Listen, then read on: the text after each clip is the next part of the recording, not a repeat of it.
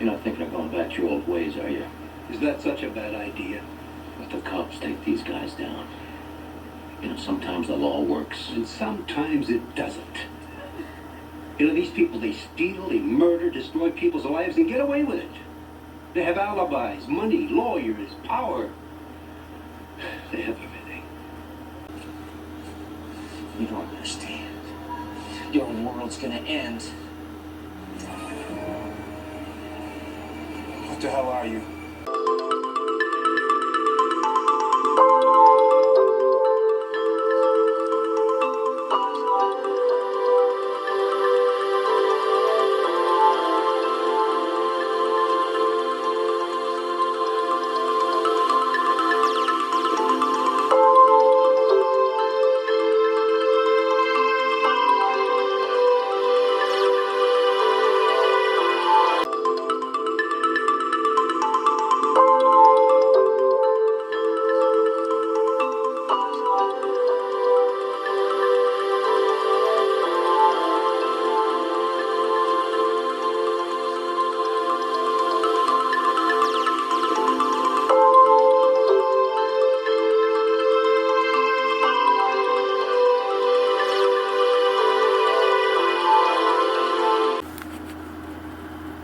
Alright. Target individuals are traumatized. No. Target individuals are a traumatized population who have been subjected to extreme long-term trauma and consequently a loss of trust. T.I. testimony is included in 2 of the 3 documentary films. They have expressed their wish to tell their own stories in their own manner. With this in mind, the editor has included a brief fictional account to convey the experience that many TIs go through on a daily basis. The gift of sleep slowly lifted from his eyes. The gift of sleep slowly lifted from his eyes, and he gradually became aware that he was conscious but didn't really know where he was for a moment. The windows were closed, but since it was spring, the sounds of birds chirping was just audible, but he didn't even register the sound. As soon as he became conscious, the silent sound began to buzz in his ears. The sound that was always with him had been with him for the past 2 years. In the 2 seconds between being asleep and awake, he heard nothing. Now that he was awake and consciously registered who and where he was, the sound slowly began its relentless electronic hum in his ears. Even before he could roll over or sit up, the high-pitched buzzing took over as if someone had placed headphones on his ears and turned the stereo all the way up with the music playing. Just background noise, electronic static. It registered a higher pitch than his stereo, perhaps a shorter frequency wave made it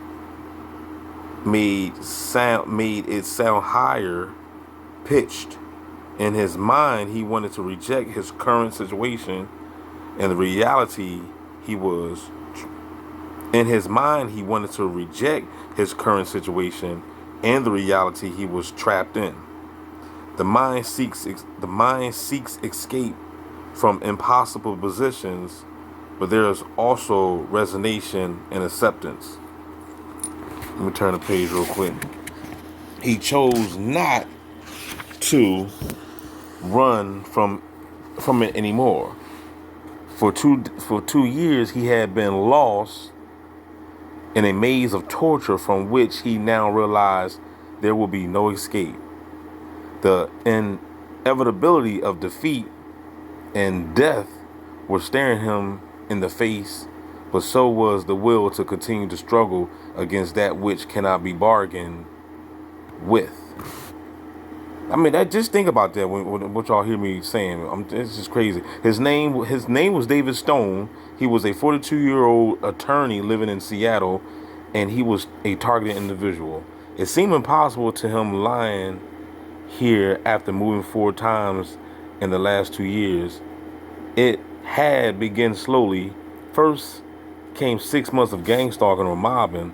The locals in the town had begun to yell and curse at him everywhere he went. The organized harassment behavior was some kind of calculated game played by hundreds of people, more so thousands, played by thousands of people with the goal of driving him out of his home and out of town. The KKK had done it to targets in the old days. It was called mobbing back then. Y'all hear that? He didn't understand why. At first, he thought he must have done something to someone who was connected to the Crips or someone who controlled a large organization like a drug distribution network. He had exchanged harsh words with his neighbors in a Hispanic neighborhood over loud music a couple of times, and he had reported the house across the street to the police for selling drugs. Cops don't care. There was traffic at all hours of the day and night, and it was obvious, at least to him, that they were selling crack.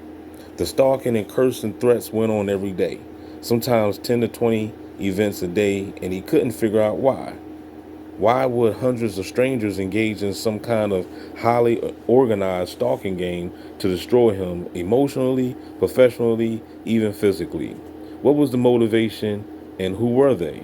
The organized stalking seemed to have rules and methods. You better believe it. Only verbal abuse of a specific kind was allowed, and not in front of witnesses who might corroborate his story. If a potential witness was nearby, instead of saying to him, "You suck," like they did 10 times a day, it was a standard gesture. They just put a finger in their mouth and leered at him or spit. It was calculated pressure. Y'all know about this. We do not ask for the lives we are given, but each of us has the right to defend that life. I have fought to defend mine, and when the forces of darkness return, you shall know that I am out there, fighting to defend yours. I, descender of the demon horde. I, my father's son. I, Frankenstein. What the hell are you?